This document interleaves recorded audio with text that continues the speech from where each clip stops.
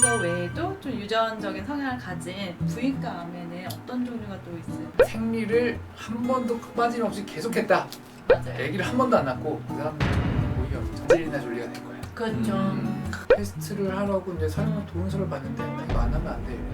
그러면 남자가 만약에 브라카를 가지고 있으면 이 남자는 유방이 짜부 검사를 해야 되는 건지 그 짜부 검사 난소암에 걸릴 건 아니니까 그렇죠. 전립선암, 췌장암도 관련이 있어. 정기적으로 검진을 받아라. 췌장암은 또 문제가 뭐냐면 췌장암도 스크린이 안 돼. 맞아요. 차라리 난소가 나. 난소는 뭐 문제 있으면 떼기라도 하지. 맞아요. 췌장을 어떻게 미리 뗄 수도 없잖아. 맞아요. 그리고 췌장암 수술은 또 디지가 엄청나게 어려워요. 크잖아 그거. 피임약 그럼 몇 년 먹어야 되는? 내가 만약에 20살이야. 내가 걸렸어. 그러면은 피임약 쭉 먹다가 결혼했어.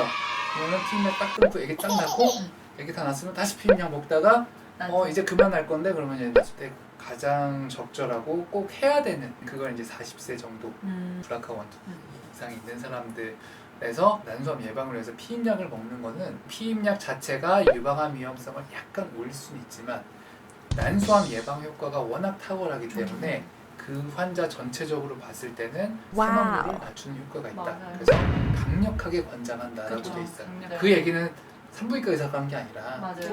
전체적인 엑스퍼트들이 전문가들이 모여서 결론을 낸 거예요. 피임약을 드실 때 늘 저희가 설득을 해야 되잖아요. 이렇게 꼭 먹어야 되는 이유에 대해서 설득을 해드려야 되고 일반 여성분들은 그냥 막연히 싫어하세요. 호르몬이니까. 맞아. 이렇게 엄격한 사회에 있어서 일반 의약품으로 풀렸다는 거는 맞아요. 진짜 안전하니까 풀린 거예요. 맞아요. 만약에 어떤 약이 되게 위험하거나 그러면은 전문 약품으로 묶어놨을 거예요. 나라에서. 그럴 수 있죠. 네. 근데 미국은 전문의약품이요. 맞아요. 근데 미국이 왜 전문의약품이냐면 그 암 위험 때문이 아니라 걔네 혈전이 너무 많아. 혈전 위험성 때문에 맞아요.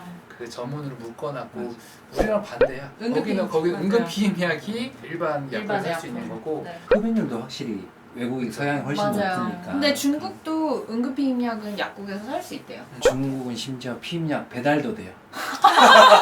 유전성 자궁 내막암도 있잖아요. 그 자궁 내막암도 역시나 피임약으로 예방이 가능한지. 유전성 자궁 내막암 대장암이랑 묶여 있잖아요. 그걸 이제 린치 신드롬이라고 하거든요. 예방을 하기 위해서 뭐 피임약이 도움이 되기는 하는데 그렇게 강력하게 권고하고 있지는 않고요. 그 자궁 내막암에 대한 우리가 예방은 의사들이 신경을 많이 안 쓰는 이유가 검진만 잘 1년에 한 번씩 조직 검사만 잘 받으라고 하거든요.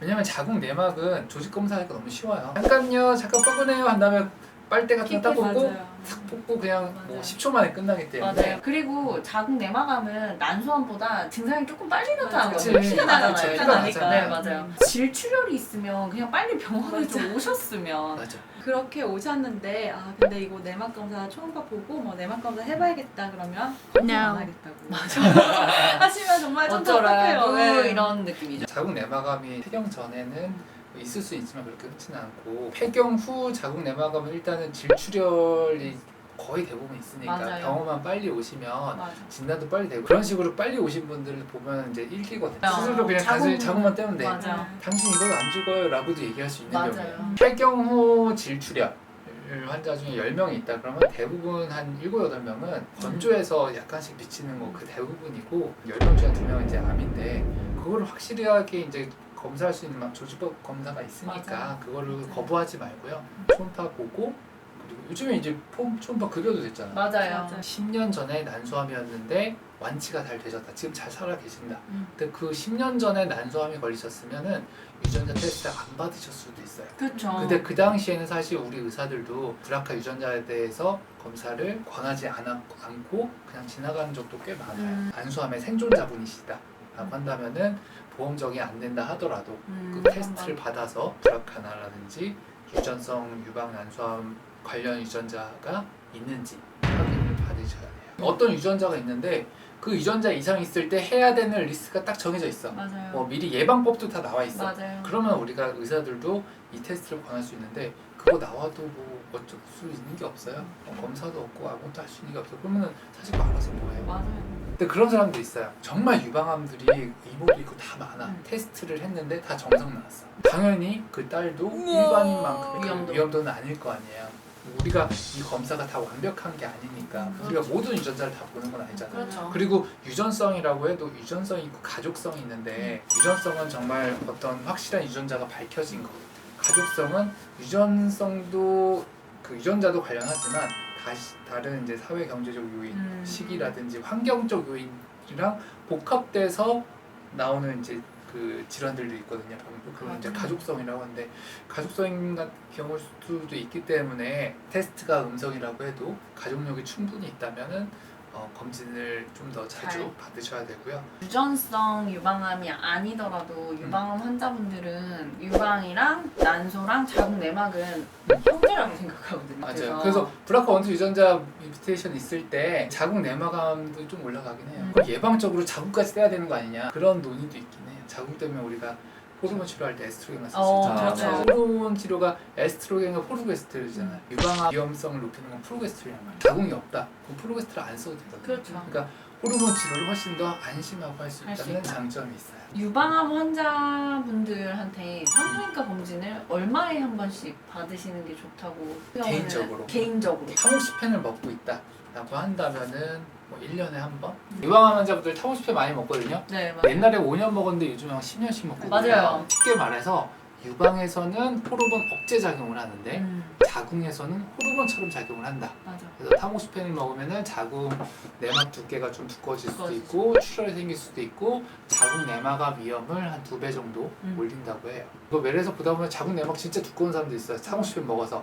근데 조직 검사하면 아무리 긁어도 나오는 게 없어. 맞아요. 자궁 내막에 수분 때문에 맞아. 두꺼워져 보이는 경우가 맞아. 많아요. 가이드라인이나 임상 지침이나 이런 데서도 너무 불필요한 검사를 조직 검사를 할 수 있으니까 초음파를 보는 것도 좋지만 그보다 더 중요한 거는 출혈이 있을 때 바로 산부인과로 올 수 있도록 그런 교육이 훨씬 더 중요하다. 요즘에 유방암 환자들 다 대부분 다 전문가예요. 맞아, 유방암 맞아. 환자들이 나보다 더 많이 알아. 하드웨이가 돼서 맞아. 내가 유방암에서 뭐 어떤 타입이고 삼중 네, 음성, 네가티브. 삼중 음성. 맞아. 트리플 네가티브 그 얘기하려고 했는데 유방암에 이제 3가지 중요한 마커가 있어요. 그 마커가 아무것도 없는 사람 그걸 이제 삼중 음성이라고 하는데 삼중 음성 유방암은 예후가 좀 안 좋아요. 그 치료제가 없는 거예요. 호르몬 수용체가 있으면 그 호르몬 수용체에 대한 기량제를 쓴다든지 사무실배처럼 삼중 음성 쓸 수가 없거든요. 그리고 그 삼중 음성 유방암은 그 난소암만큼 유전성일 확률이 높아요. 그래서 미국 가이드라인은 삼중 음성 유방암이다 그러면은 무조건 유전자 검사를 하라고 돼 있어요. 권하라고 돼 있어요. 유전 상담. 근데 우리나라 보험 기준에 그게 안 돼. 유방암 학회 측에서 급여화하기 위해서 많이 노력을 하는 걸로 알고 있어요. 난소암에서 왜 우리가 테스트를 더 많이 하게 된지 알아요? 3, 4년 전부터. 우리가 10년 전에는 브라카랑 관련이 있다는 거 이미 다 알고 있었는데 그렇게 강하게 권하지 않은 이유가 그 환자한테 큰 도움이 안 돼서거든요. 브라카1이나 브라카2에 유전자 이상이 있는 사람들은 표적 치료제, 거기에 딱 맞는 표적 치료제가 있어요. 나왔어. 그래서 이제는 내가 난소암이다. 브라카1, 2 뮤테이션 있잖아요. 네. 그 사람들 못 받은 사람들이에요.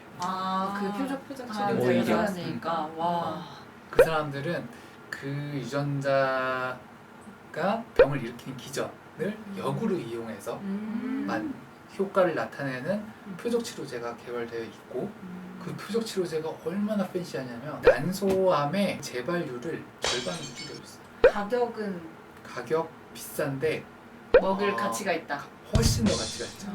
그래서 지금은 그 표적 치료제가 난소암에서 재발했을 경우면 그 보험이 되는데 이제 많은 연구 결과에서 일단 처음에 난소암 걸리자마자 그 항암 치료 끝나고 나서부터 그냥 바로 먹는 사람들이 재발률이 확 떨어진다는 게 이미 나와 있고 그렇기 때문에 아마 난소암 걸린 환자들은 그 표적 치료제를 이제 아마 보험 급여가 돼서 먹을 수 있게 될 거예요.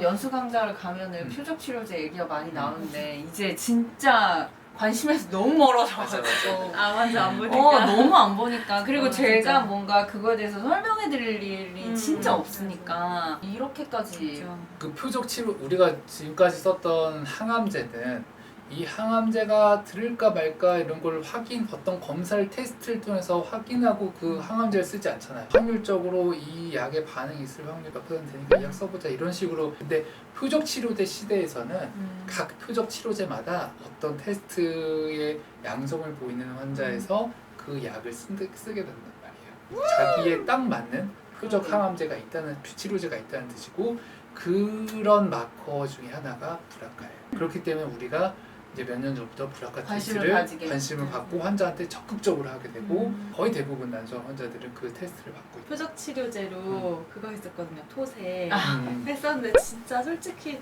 정말 하나도 모르겠는 맞아. 거예요. 맞아, 그때 맞아. 진짜 일단 유전자를 알아야 되잖아요. 맞아, 맞아. 그래서 어떤 기전에 어디를 표적으로 하고 이런 걸 하는데 그리고 우리가 토세할 때는 정말 이렇게 스페시픽했어. 네. 정말 실험실에서 할 만한 그런 주제들을 전공이 2년차 때 시켜가지고. 근데 그 좋은 점도 있잖아. 질문이 안 나와. 맞아. 그게 진짜 좋았어요. 나밖에 몰라. 아무도 몰라. 그런 주제 좋지. 맞아. 학과 선생님들은 그냥 맞아, 이렇게 맞아. 그냥 맞아. 이러고 근데 계시고. 대박인데 내가 어떤 좀 스페시픽한 주제였는데 어떤 교수님 중에 한 분이 그 분야의 전문가야. 그러면 이제 정말 탈탈탈탈 있어. 네, 그럼 마지막으로 저희 게스트 분들의 단골 질문. 예.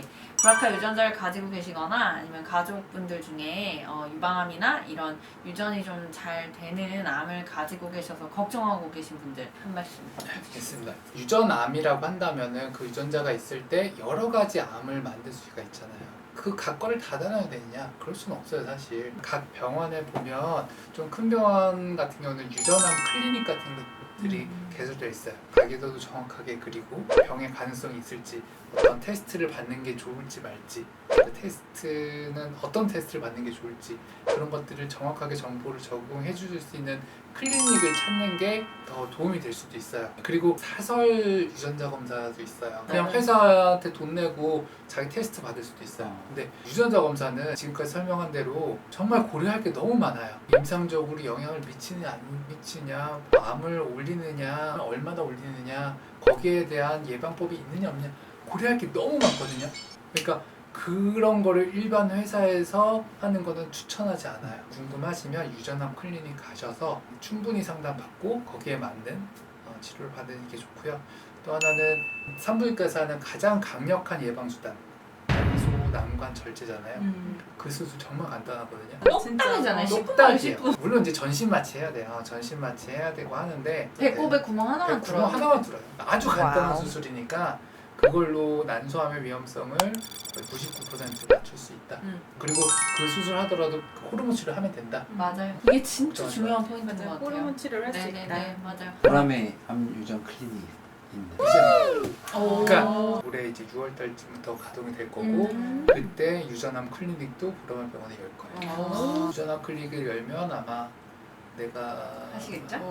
하지 않을까.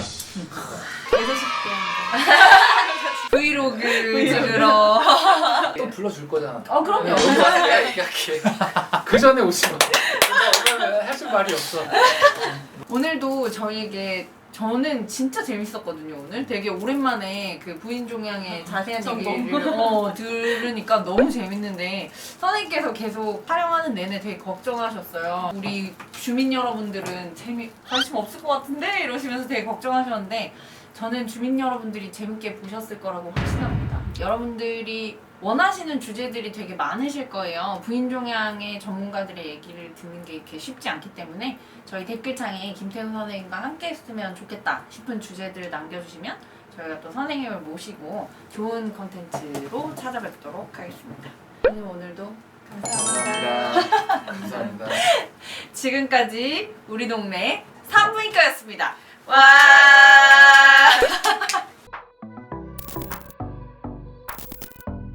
다시 내가 지금 무슨 소리라고 해. 정신 차려. 아 선생님들 모심을 당하고 싶다. 늘 모시는 불러줘 이런 거 같잖아. 절대 아니에요. 그게 아니고 선생님께서 컨텐츠 제안을 해주셨다고 하려고 너무 더워서 그런가? 정신을 잃었어. 다시. 근데 그러면 그건 나중에 해도 돼. 그냥 나중에 얘기하는 거야. 그냥 왜냐면 다음번에 제 저희 자본적 컨텐츠로 한번 제너럴하게 모시겠다고 하나. 하잖아요. 알았어. 그냥 내보내. 너무 하고 싶어요. 들어주십시오. 준비할게요. 아, 네, 아닙니다.